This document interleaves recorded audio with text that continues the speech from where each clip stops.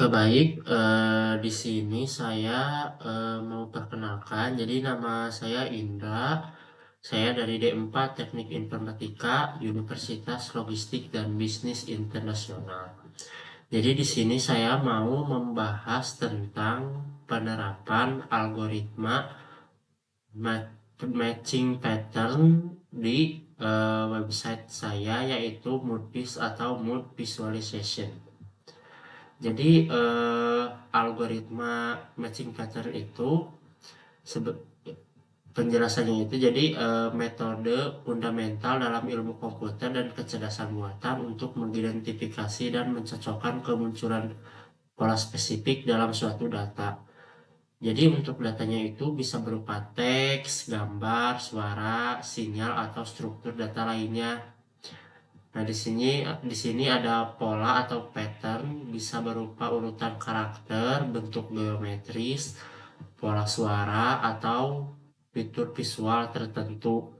Misalnya bentuk mata, hidung, atau mulut pada wajah.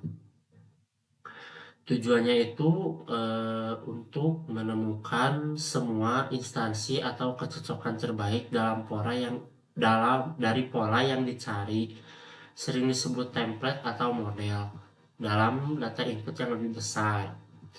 Ini adalah fondasi penting untuk banyak aplikasi yang memerlukan pengenalan, klasifikasi atau verifikasi. Nah, kegunaan utamanya itu jadi algoritma matching pattern ini digunakan secara luas untuk identifikasi, klasifikasi, dan validasi berdasarkan kesamaan pola. Aplikasi luas itu jadi contohnya ini pencarian teks, menemukan kata atau frasa tertentu dalam dokumen besar. Contoh fungsi Ctrl F di mesin pencari. Biometrik itu jadi kayak sidik jari, iris mata atau fitur wajah. Nah, ini fungsinya untuk verifikasi identitas individu. Nah, di sini ada pemeriksaan kualitas industri. Contohnya untuk deteksi cacat atau anomali pada produk dalam jalur produksi otomatis. Untuk keamanan cyber, mengidentifikasi pola serangan cyber atau perilaku anomali dalam lalu lintas jaringan. Di sini fisik komputer untuk mengenali objek, wajah, ekspresi atau adegan dalam gambar dan video. Nah, untuk pengenalan suara, mengubah ucapan menjadi teks atau mengenali perintah suara. Oke, untuk klasifikasi algoritma, jadi di sini ada 3. Nah, yang pertama algoritma berbasis string. Nah, digunakannya itu untuk mencari pola dalam data teks. Contohnya algoritma Knuth-Morris-Pratt, KMP, Boyer-Moore, Rabin-Karp. Nah, yang kedua itu algoritma berbasis citra visual. Nah, ini digunakan untuk menemukan objek atau fitur dalam gambar. Contoh template matching, shift, scale invariant feature transform, surf, speed up, robust features. Nah, yang ketiga itu algoritma pembelajaran mesin seperti basis mesin learning. Nah, digunakan itu untuk melatih model, untuk mengenali pola setelah melihat banyak contoh. Nah, untuk contohnya itu support vector machine, SVM, neural networks, dan deep learning, CNNs. Nah, yang keempat itu tahapan umum. Nah, meskipun beragam, sebagian besar algoritma matching pattern mengikuti tahapan umum ini. Yang pertama, akuisisi data. Mendapatkan data input yang akan dicari polanya, misal gambar dari kamera, teks dari dokumen, sinyal audio. B. Pemrosesan atau pre-processing. Menyiapkan data agar lebih mudah diproses seperti normalisasi ukuran, cropping, penghapusan noise, atau konversi format. Nah, yang C itu ekstraksi fitur. Mengidentifikasi karakteristik atau fitur unik dari pola yang dicari dan data input. Contoh yaitu titik sudut, tepi, warna dominan, dan key point. Nah, yang D pencocokan atau matching. membandingkan fitur-fitur yang diekstraksi dari pola dengan fitur-fitur dalam data input untuk menemukan kemiripan. Nah, yang terakhir itu untuk pengambilan keputusan decision making, menentukan apakah ada kecocokan yang signifikan berdasarkan ambang batas atau kriteria tertentu. Nah, yang kelima itu tantangan dalam matching pattern. Nah, beberapa tantangan yang sering dihadapi dalam implementasi matching pattern itu adalah variasi pola. Pola bisa muncul dengan skala, rotasi, distorsi, atau pencahayaan yang berbeda. Nah, yang kedua, noise dan oklusi. Adanya noise atau gangguan atau bagian pola yang terhalang, occlusion dapat menyulitkan deteksi. Yang ketiga itu kompleksitas komputasi. Algoritma matching pattern seringkali membutuhkan daya komputasi yang tinggi, terutama untuk data berukuran besar atau real time. Nah, yang keempat itu ambiguitas. Satu pola bisa mirip dengan pola lain, menyebabkan hasil yang tidak akurat. Nah, yang terakhir itu data tidak terstruktur. Mencocokkan pola dalam data yang tidak memiliki format baku itu bisa sangat sulit. Nah, yang keenam itu peran deep learning. Deep learning, khususnya convolutional neural networks atau CNNs, telah merevolusi matching pattern. Nah, di sini itu untuk kelebihannya ekstraksi fitur otomatis. Deep learning dapat belajar dan mengekstrak fitur relevan secara otomatis dari data mentah tanpa perlu rekayasa fiturnya itu secara manual.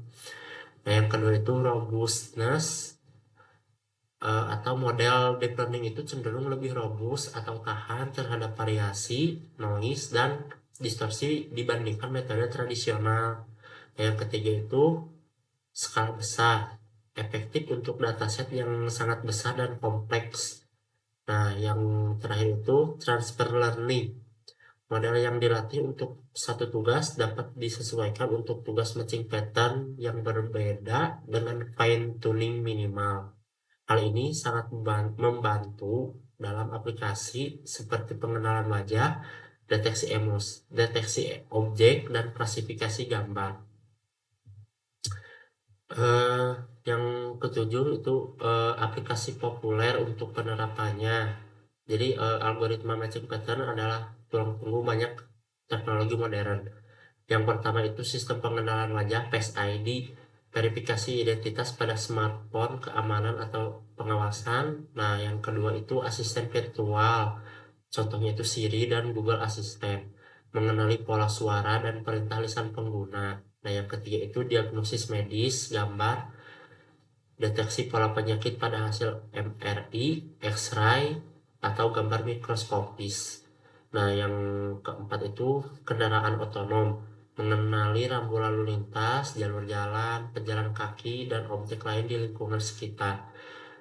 Dan yang kelima itu mesin pencari gambar, menemukan gambar serupa dari contoh gambar yang diberikan Google Images.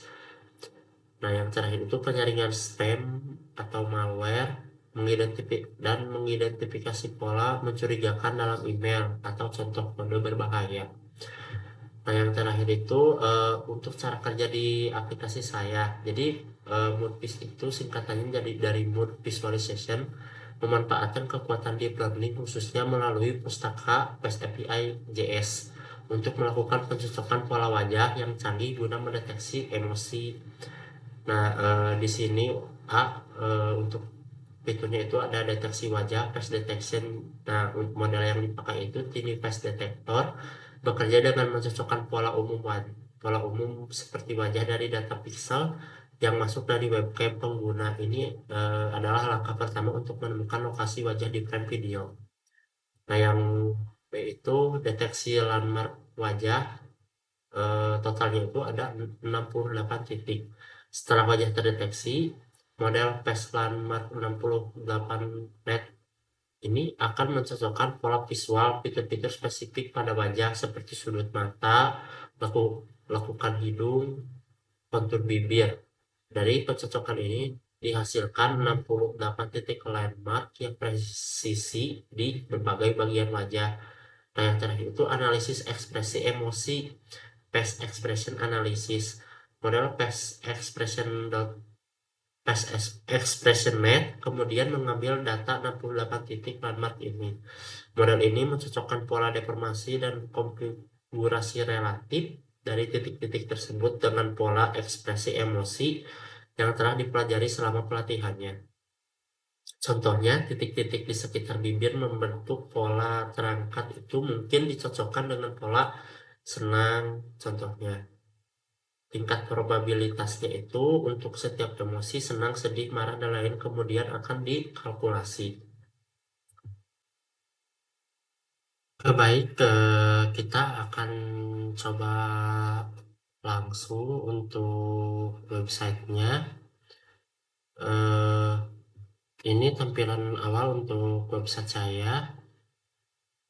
Nah, di sini kita langsung ke deteksi emosi.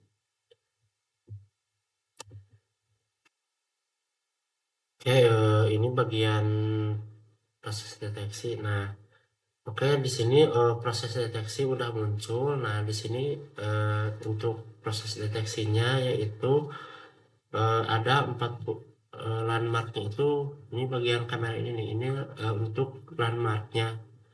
Nah, di sini untuk hasilnya netral.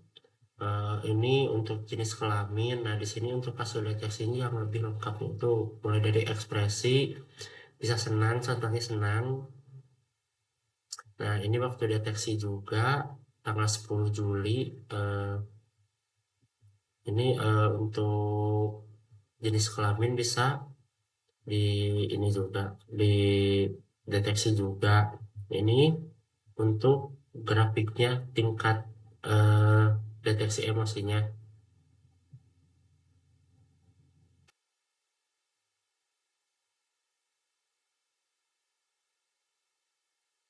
Jadi ini merupakan salah satu penerapan dari algoritma matching pattern di website saya.